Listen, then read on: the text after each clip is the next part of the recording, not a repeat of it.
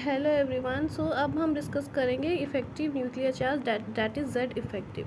तो Z effective क्या होता है ना कि हमारे पास दो टाइप ऑफ सिस्टम है, एक सिंगल इलेक्ट्रॉन सिस्टम है और एक मल्टीपल इलेक्ट्रॉन सिस्टम है।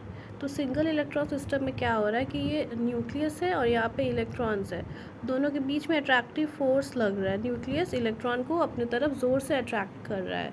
सिंगल इलेक्ट्रॉन सिस्टम में जो अट्रैक्शन होता है ये बहुत अच्छे से हो जाता है, बहुत इफेक्टिवली अट्रैक्ट करता है जो न्यूक्लियस होता है इलेक्ट्रॉन्स को। लेकिन फिर एक मल्टीपल इलेक्ट्रॉन सिस्टम आता है, इसमें क्या होता है ना कि एक ही न्यूक्लियस है और बहुत सारे इलेक्ट्रॉन्स है। तो इसमें क्या हो रहा है ना कि इलेक्ट्रॉन न्यूक्लियस और इलेक्ट्रॉन है, अगर इस इलेक्ट्रॉन्स को देखें तो इस इलेक्ट्रॉन और इस न्यूक्लियस के बीच में अट्रैक्शन तो है, लेकिन फिर क्या हो रहा है ना कि बाकी के इलेक्ट्रॉन ये इसको रिपेल कर रहे हैं, ये दोनों इलेक्ट्रॉन्स के बीच में रिपल्शन, ये दोनों इलेक्ट्रॉन्स के बीच में रिपल्शन।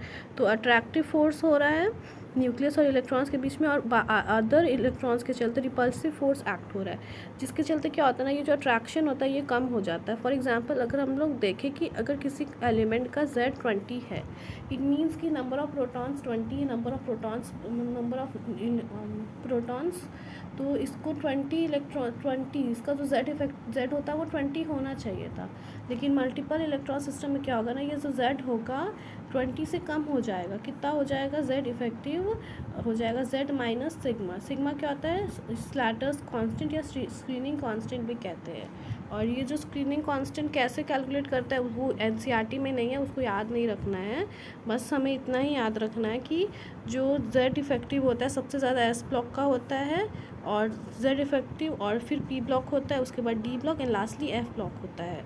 ये ऑर्डर याद रखना है क्योंकि जो S ब्लॉक है ये होता है स्फेरिकल होने के चलते इसका जो Z इफेक्टिव है ये सबसे अच्छा होता है, मैक्सिमम Z इफेक्टिव होता है। ये ऑर्डर बहुत इंपॉर्टेंट है, वेरी वेरी इंपॉर्टेंट, क्योंकि इससे डायरेक्ट क्वेश्चन आ सकते हैं। हो क्या? इसमें इतना ही करना था। अब नेक्स्ट हम लोग देखते हैं ट्रेंड्स क्या होता है। ये सबसे इम्पॉर्टेंट यही है, पीरियोडिक प्रॉपर्टी में हम लोग ट्रेंड्स के लिए ही पढ़ते हैं। सबसे पहले हम लोग क्या बात करते हैं? Z इफेक्टिव का ही बात करते हैं। तो Z इफेक्टिव जो होता है वो स्मॉल साइज़ का डायरेक्टली प्रोपोर्शनल होता है। तो स्मॉल साइज़ कैसे होगा? पीरियड में जब हम लोग लेफ़्ट टू राइट जाते हैं, लेफ़्ट टू राइट जाएंगे तो उसका साइज़ डिक्रीज़ होगा, और साइज़ डिक्रीज़ होने के चलते Z इफेक्टिव बढ़ेगा। और टॉप टू बॉटम जाएंगे ग्रुप में तो साइज़ इंक्रीज़ होगा, साइज़ इंक्रीज़ होगा तो Z इफेक्टिव डिक्रीज़ हो जाएगा। ये इम्पॉर्टेंट है। और उसके बाद हमें ये भी पता होगा ना कि जो साइज़ होता है वो पॉजिटिव चार्ज का inversely proportional, like large size जो होता है वो पॉजिटिव चार्ज का इन्वर्सली प्रोपोर्शनल होगा। मतलब कि जितना ज़्यादा पॉजिटिव चार्ज होता है एलिमेंट उतना ही छोटा होता है, क्योंकि पॉजिटिव चार्ज में क्या हो रहा है ना कि एक न्यूक्लियस है, उसके आउटर साइड में इलेक्ट्रॉन्स है, न्यूक्लियस है और इलेक्ट्रॉन्स है, न्यूक्लियस है इलेक्ट्रॉन्स है। तो फिर क्या हो रहा है ना कि मान लो एक सेल्स है और दूसरा सेल्स है, एक सेल्स है और दूसरा सेल्स है, तो इसमें क्या हो रहा है, इलेक्ट्रॉन्स बाहर जाएंगे तो पॉजिटिव होगा, क्योंकि इलेक्ट्रॉन नेगेटिवली चार्ज स्पीसीज होता है, तो इसका एक सेल्स कम होते जाएगा। तो जितना ज़्यादा पॉजिटिव चार्ज बढ़ेगा उतना ही ज़्यादा जो इसका साइज़ है वो छोटा होगा। इसीलिए यहाँ पे लिखा हुआ है कि जो Z इफेक्टिव है Fe+3 का, इसका चार्ज ज़्यादा है पॉजिटिव चार्ज ज़्यादा है, तो इसका जो साइज़ है ये छोटा होता जाएगा और Z इफेक्टिव बढ़ेगा। और नेगेटिव चार्ज के केस में उल्टा होता है, जितना ज़्यादा नेगेटिव चार्ज होगा, क्योंकि नेगेटिव चार्ज आता कैसे है, यहाँ पे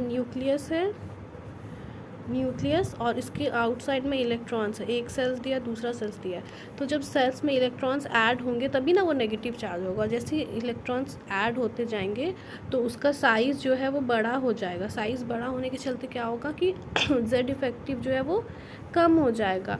तो वही यहाँ पे एग्जांपल दिया हुआ है, Z इफेक्टिव O माइनस का ज़्यादा होता है O2 माइनस से, और Fe+3 का ज़्यादा होता है Fe+2 से। तो बस इतना याद रखना है कि जो Z इफेक्टिव है, Z effective is directly proportional to small size का डायरेक्टली प्रोपोर्शनल है।